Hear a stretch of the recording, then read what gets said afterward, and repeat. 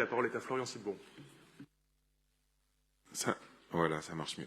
Oui, Monsieur le maire, mes chers collègues, une fois n'est pas coutume, dit-on, eh bien ça devient pourtant, et je le déplore, une habitude. Lors du Conseil du 15e arrondissement, la droite s'est une nouvelle fois opposée à la création de logements sociaux. Je dois l'admettre, ce n'est pas une opposition frontale, mais une opposition insidieuse, difficile à comprendre pour les non-initiés.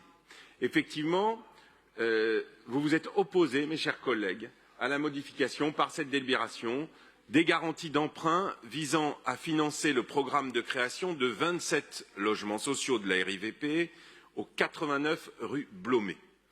Autrement dit, vous vous opposez à ce que la ville apporte ces garanties aux emprunts des bailleurs sociaux et en l'espèce à la RIVP. Vous souhaitez donc empêcher le bailleur d'accéder à l'argent dont il a besoin pour créer des logements sociaux et de fait, non seulement vous vous attaquez aux logements sociaux, mais vous décidez maintenant de vous attaquer donc aux bailleurs sociaux. Alors évidemment, en conseil d'arrondissement, vous n'avez pas formulé votre position de la sorte, vous avez sans grande surprise pointé le système du bail amphithéotique et par là même le dispositif des loyers capitalisés. Mais dois-je vous le rappeler qu'en utilisant le bail amphithéotique, la ville reste propriétaire du bien immobilier et le débat qu'on a eu sur le budget, avec la question du patrimoine que vous occultez, du patrimoine de la ville, l'illustrait avant-hier. Elle confie au bailleur un droit réel sur une longue durée, certes, mais elle ne se sépare pas de ce bien.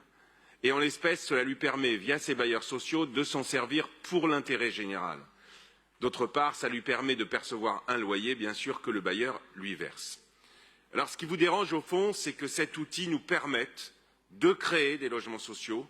Et lors du Conseil du 15e, vous l'avez admis, Madame de Clermont-Tonnerre, en déplorant le fait que ces garanties d'emprunt ne financent aucun logement PLS, soit les logements les moins sociaux, puisque les ménages concernés par les logements PLS sont ceux dont les revenus sont trop élevés pour être logés dans des HLM, mais trop faibles pour vivre dans le parc privé.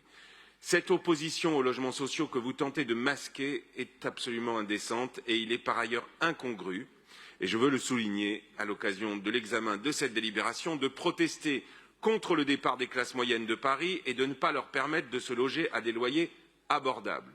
Refuser la création de logements sociaux, c'est empêcher l'installation d'agents de la ville, d'infirmières, d'infirmiers, de policières et de policiers municipaux, ou encore d'enseignantes et d'enseignants dans notre arrondissement et plus largement dans notre ville.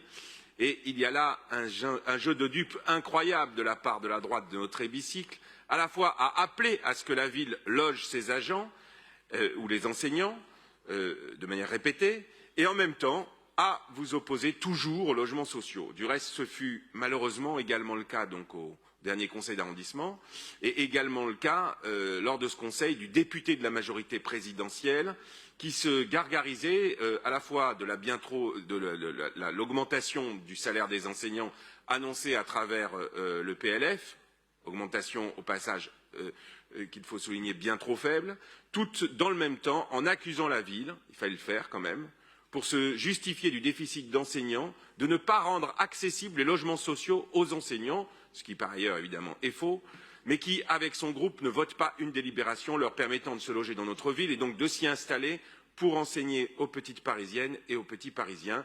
Et c'est par ailleurs évidemment donc faux quand on connaît le salaire des enseignants. Pour rappel, 70% de la population parisienne est éligible à un logement social et au 1er janvier 2021, le taux de logements sociaux parmi les résidences principales, incluant les logements sociaux financés en cours de construction et de travaux, est d'environ 24%. Nous nous battons donc tous les jours, jour après jour, pour que Paris soit une ville accessible à toutes et à tous, et notamment aux agents du service public, et notamment aux enseignantes et aux enseignants, et notamment aux familles et aux classes moyennes. Alors, je dis à mes collègues de la droite de cet hémicycle, cessez vos jeux de dupes. Si l'on vous écoute, c'est également votre souhait.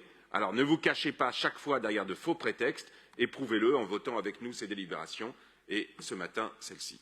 Je vous remercie.